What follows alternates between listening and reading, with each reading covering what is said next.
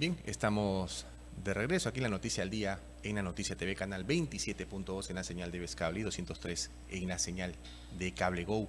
Y ahora nos acompaña en estudios el consultor financiero José Castillo Carazas para analizar un poco la situación que se viene respecto al tema económico. ¿Cómo está? Buen día. Muy bien, buenos días, Carlos. Gracias por la invitación. Estamos todavía esperando un término del conteo de votos, ¿no? Todo apunta a que Keiko Fujimori se va a alzar con la victoria esta vez. Desde el punto de vista económico, entendemos que habían dos posturas distintas, ¿no? Entre una y otra. Se cuestionaba mucho la de Juntos por el Perú, porque por ahí se señalaba que buscaba hacer un quiebre respecto a la continuidad del sistema. ¿Qué es lo que se puede esperar del próximo gobierno en medio de este contexto que tenemos no solamente aquí, sino también a nivel internacional? Yo creo que lo más importante es entender sobre qué bases está asumiendo el nuevo gobierno, que sería eventualmente de Keiko Fujimori, y cuáles son los desafíos. Desde un punto de vista económico, yo creo que todos hemos sentido un deterioro en el crecimiento económico. Hay un crecimiento insuficiente. Las tasas de informalidad se han elevado, sobre todo en los aspectos laborales. Los costos de la carga social están haciendo que la gente tome por alternativas de contratación no regulares, ¿no? Hay una profunda crisis de inseguridad ciudadana que definitivamente pues traba la inversión privada, genera mayor temor para invertir.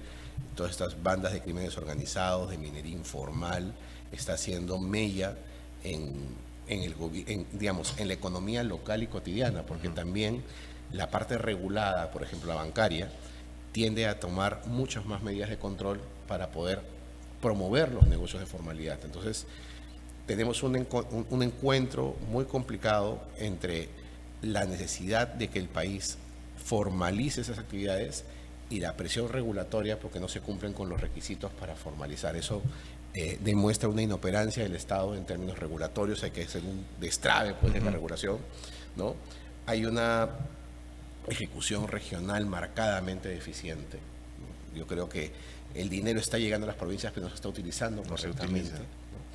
Y yo creo que todo esto trae pues una crisis de inseguridad, de desconfianza social, más allá de la polaridad. Yo creo que es difícil para cualquier país, incluso para cualquier empresa, manejar un futuro mirando hacia atrás. Hoy en día el Perú está sumido en conflictos, en marchas, pensando en algo que todavía no ha pasado y que si tú lees los planes de gobierno nunca iba a pasar. Entonces, estamos asustados por lo que podría pasar y no estamos viendo los peligros que tenemos de una crisis de institucionalidad, deterioro y pérdida de oportunidades en cuanto ha caído la inversión privada. Claro. ¿No? Ahora, Fuerza Popular se hablaba mucho de su plan de gobierno y en el tema económico, ¿usted considera que es ambicioso el plan de gobierno de Fuerza Popular? Yo creo que es un plan de gobierno que para potenciarse necesita tres cosas. Lo primero, asegurar la continuidad. O sea, que no vayamos a entrar el 29 de julio a empezar a hablar de vacancia, ¿no? Lo primero que hay que hacer es, los gobiernos tienen que establecerse. La crisis de la pandemia no se vivió en el 2021. La sentimos en el 2023, 2024, cuando los reactivas se cayeron, cuando las empresas que supuestamente habían recibido esa ayuda no retornaron eso en producción para el Perú, cuando el PBI se empezó a contraer. Entonces, los fenómenos macroeconómicos toman tiempo en hacer efecto en la sociedad, que es donde se siente la falta de dinero en el bolsillo. Lo segundo va a depender mucho de cómo se afronte dos temas: los conflictos sociales, para poder destrabar proyectos de energía, de minería, que siempre tienen esta falta de entendimiento de la población y que obviamente está basado en que ese beneficio, que es el canon o digamos los impuestos, no llega a la población. O sea, yo armo una planta de $1.000 millones, pero sigo teniendo la misma escuela con los mismos déficits, la salud insuficiente, no hay agua. Yo creo que ha sido muy inteligente de la candidata Fujimori promover el acceso al agua como un derecho universal, sobre todo en la parte del norte del Perú. Entiendo que también hay algunas iniciativas para el sur. Y por otro lado, la seguridad, ¿no? Nadie puede desarrollarse sin una seguridad jurídica, digamos, un mínimo de garantía institucional y sobre todo, pues, atacar estas extorsiones. Yo sí creo que tiene que haber mucha fuerza, mucho apoyo del gobierno, mucho apoyo de los militares para detener esta ola de crímenes. Bien, nos acompaña también Manuel Baldoceda desde la redacción de La Noticia. Manuel, ¿cómo estás? ¿Qué tal? Buenos días. Yo quería consultar, en el plan de gobierno de Fuerza Popular se hace mucha mención de la simplificación del Estado para generar empresas, para poder generar mayor inversión. Sin embargo, ¿cómo para que la informalidad se vuelva formal? Sí, hola Manuel, un gusto de verte. Primero definamos por qué una persona es informal. ¿Es informal acaso porque se demora el trámite de constitución de su empresa, o es informal porque no siente respaldo del Estado en las acciones que están orientadas a hacer crecer su emprendimiento? Hay una parte en el plan de gobierno que habla de lo que es licencia cero, de facilitar los costos y abaratar los costos de incorporación. Pero ese no es el problema, porque si yo tengo una presión tributaria excesiva, digamos, no tengo opciones para poder respaldar formalmente el crecimiento de empresas, no estoy haciendo nada. Por ejemplo, tenemos el tema de las detracciones, que siempre se ha discutido. Si en el Perú el periodo promedio de pago es de 120 días y con una, digamos, de no prender el crecimiento podría ser mayor, antes era 60, 90, ahora hablamos de 90, 120, y estoy aplicando detracciones al empresario para que tenga que adelantar el pago del impuesto, eso es un sobrecosto del capital de trabajo. Ahí lo estás complicando ya. Ya lo estoy complicando. Entonces, lo primero que tiene que haber no solamente es un licenciamiento cero, express, digital. Las empresas no deberían tomar más de 24 horas en crearse. Y debería haber una ley de que en tanto las personas no estén sentenciadas, puedan tener el derecho y la obligación de abrir una cuenta bancaria. Es decir, la constitución de la empresa debería venir acompañada con una cuenta bancaria. Y si no es que los bancos tradicionales le permiten, el Banco de la Nación tiene que abrirla, de oficio. Número uno, porque si no, no estás generando bancarización. El YAPE, el PLIN y todas estas plataformas ayudan, pero ayudan en la medida de que exista una contraprestación. La segunda contraprestación tiene que ser tributaria. Las tasas tienen que ser fijas de impuestos. Una buena idea es aplicar el RER a los primeros 2 años de constitución de empresa sin saber cuál es el negocio. Y lo tercero es el IGB. El IGB, quizás para las empresas que son pequeñas, no funciona con un régimen de crédito fiscal. Debería ser con un valor agregado. Y que todas las facturas vengan con el impuesto 100. Que se haga la autodetracción al momento de la base de efectivo. Es decir, cuando se cobra el servicio o se presta el bien en términos efectivos, no al momento del crédito. Eso podría dar una mayor facilidad para, digamos, dinamizar el Estado. Otra cosa que es importante es los términos de financiamiento. Hoy en día se habla que el financiamiento preferido por la PYME es el factoring. Y existen muchas empresas paralelas a la banca que se están dedicando al tema del factoring. Pero estas empresas no tienen el beneficio de la exoneración del IGB, salvo que hagan la operación sin recurso, con lo cual complica el riesgo financiero de la operación. Una opción podría ser también exonerar del IGB a todos los fondos privados de inversión y a todas las empresas de factoring que están dando ese servicio para dinamizar y abaratar el costo del financiamiento. Claro, ahora, el año pasado, según los estudios, crecimos 3.5%, más o menos 3.4%. Sí, es lo que se está pensando, ¿no?, ahora también. Y se señala que para salir del nivel de pobreza en el que estamos, debemos crecer entre 6%. Sí. ¿No? Así como estamos, digamos, con la velocidad en la que vamos, usted señalaba también el tema de los conflictos sociales, la inestabilidad. ¿Es posible siquiera llegar a 5%? Sí, pero con una promoción muy activa de la inversión privada. A ver, ¿cuándo se rompe el flujo de inversión privada en el Perú? En el caso de Odebrecht. Odebrecht fue una situación terrible para los peruanos, fue indignante, pero también fue un susto tremendo para los inversionistas, porque el que iba a venir a hacer la siguiente obra de infraestructura iba a ser catalogado como el siguiente Odebrecht.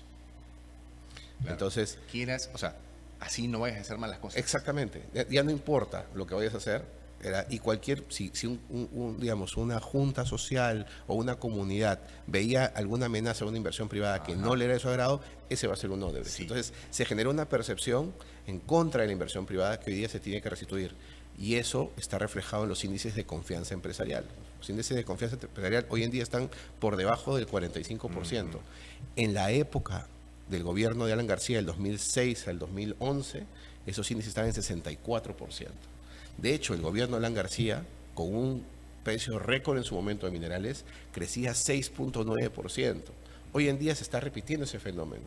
Hoy en día tenemos muchísimas facilidades en la agroexportación. Es un negocio o un sector económico que ha crecido mucho.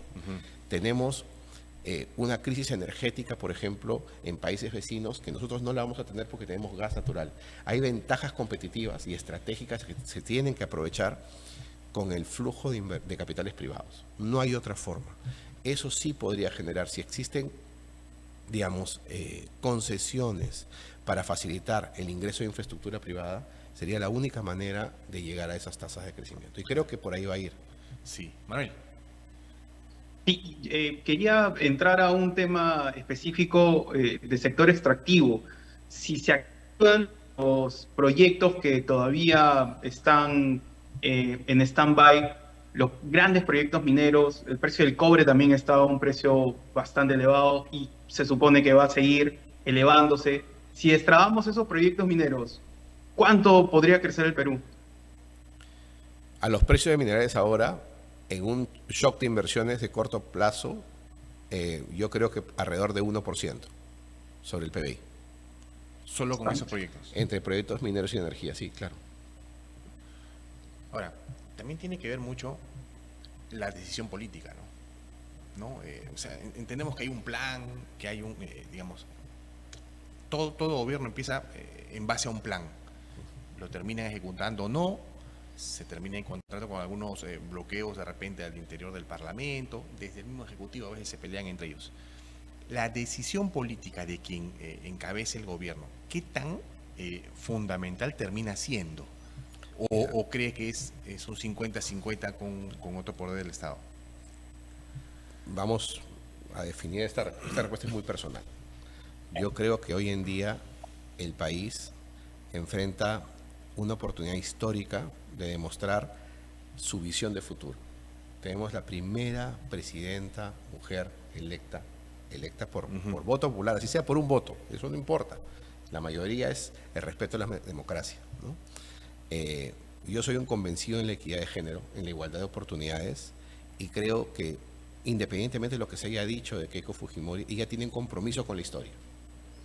Tiene un compromiso de lograr consensos. El problema es que los consensos que ha logrado Fuerza Popular siempre han sido vistos como negativos, ¿no?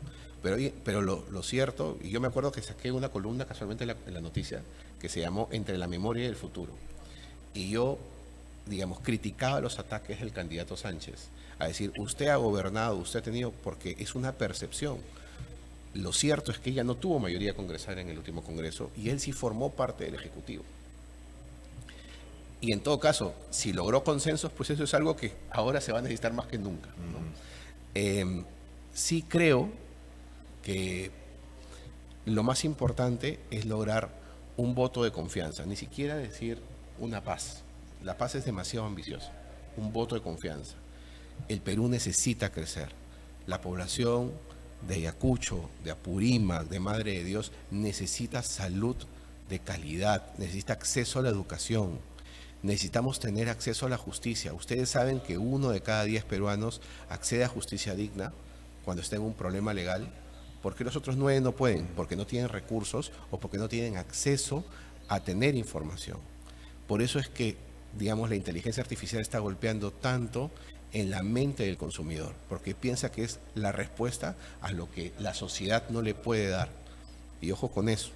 Entonces, la crisis institucional se va a resolver en la medida que Keiko Fujimori, en su condición de presidenta, porque Perú siempre ha sido un país presidencialista, logre esa apertura, pero con disciplina. O sea, abrir el campo para conversar no implica hacer cosas que no tengan ningún tipo de propósito o no tengan ningún tipo de sustento. Yo creo que muchos periodistas en el Perú han hecho la misma pregunta digamos, a todos esos candidatos que querían cambiar la Constitución. ¿En qué te basas para cambiar la Constitución? Ni siquiera la han leído. O responden generalidades. Exactamente, ¿no? Entonces, es más, ahora la vez pasada he escuchado a un candidato que decía, es que tiene que haber el nuevo conteo de votos. ¿Por qué? Independientemente de que Keiko haya estado molesta con la OMPE hace 5 años y ahora no lo esté, señores, es el conteo oficial. O sea, no podemos pedir, esto no es el mundial donde vamos a ir al bar a ver si funciona o no. O sea, ya se dio y tenemos que seguir avanzando porque el Perú ya no puede parar. Claro. Manuel. Y justamente eso, el papel de las instituciones electorales en el Perú ha mellado también en la confianza de los inversionistas. Yo creo que más las ha mellado ciertas leyes que se promulgaron, digamos, limitando ciertos accesos a la institucionalidad del país, ¿no? El tema electoral en el Perú, yo creo que es un riesgo ya asumido. O sea, no veo un inversionista internacional que no esté pensando en que Keiko pueda no terminar los 5 años de mandato. Se pone en ese escenario también. Claro, pero si te das cuenta, ¿cuáles son los factores que ayudan a tomar la decisión inversionista internacional? El PBI en promedio superior a la región. Claro, es superior a la región. Esa es la primera mitad de la verdad. La segunda mitad que no decimos es que no es suficiente para el país. El tipo de cambio estable, por supuesto, porque tenemos un Banco Central autónomo que ha permitido mantener esa estabilidad a pesar de todo, ¿no? Proyectos sin pipeline de obras públicas y infraestructura súper ambicioso, pero no hay cómo entrar porque los tiempos de la regulación demoran. Entonces, ¿qué va a cambiar? Lo único que tiene que cambiar es apertura y una oferta del gobierno hacia las inversiones privadas de que van a poder mediar adecuadamente con los conflictos sociales. Claro. La última. Usted hace un momento señalaba que a veces el canon no es bien usado, los presupuestos que da el gobierno a las autoridades locales y regionales no son bien utilizados, en gran mayoría regresan, ¿no? Porque no los terminan usando. Hay esta percepción equivocada de que todo lo mal que pase al interior del país es culpa del gobierno, digo, del Ejecutivo, y desconocen un poco las funciones que tienen sus autoridades regionales. Totalmente, claro. Pero es que no solamente es un problema de inacción y de demora en los procesos de licitación. Cuando se ganan los procesos hay un desaliento total porque no se terminan pagando las facturas. O sea, pareciera que el Estado de alguna forma genera una percepción en el empresario que tiene un flujo de procesos macabramente armado para no pagarles. Entonces ya el arbitraje se ha vuelto una normalidad. Y eso también desalienta la inversión privada. Entonces no solamente no sé cómo agilizar las licitaciones, sino cuando la logro, genero un problema para tener que cumplir. Y claro, ¿cuáles son las respuestas? ¿Por qué, por ejemplo, existe tanto problema de cobranza en la seguridad social? Por el cambio de presidente. Cambiaron de presidente, hay que volver a revisar. No, o sea, las instituciones no deberían estar sujetas a quién está en la cabeza, sino los procesos deberían ser claros. Y para eso creo que un gobierno digital ayudaría mucho. Claro, es importante también modernizarse, ¿no? En realidad en otros países es mucho más ágil todo el tema, hablábamos al inicio, ¿no? El tema de la formalidad tiene que ir de la mano con la digitalización, ¿no? No es posible que una persona tenga que pasarse días enteros buscando de repente una licencia en una municipalidad para abrir una tienda.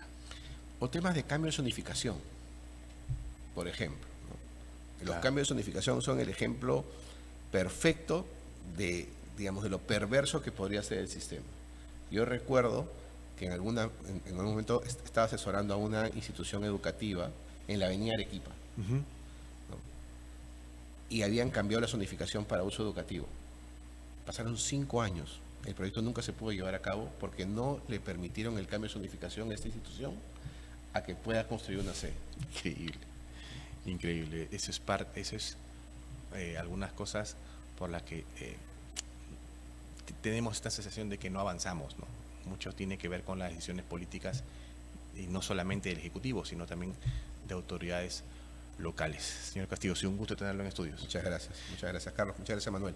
Bien, estuvo con nosotros José Castillo Caras, consultor financiero, con quien hemos analizado un poco cómo podemos ver o con qué ojos tenemos que ver el futuro económico en el país.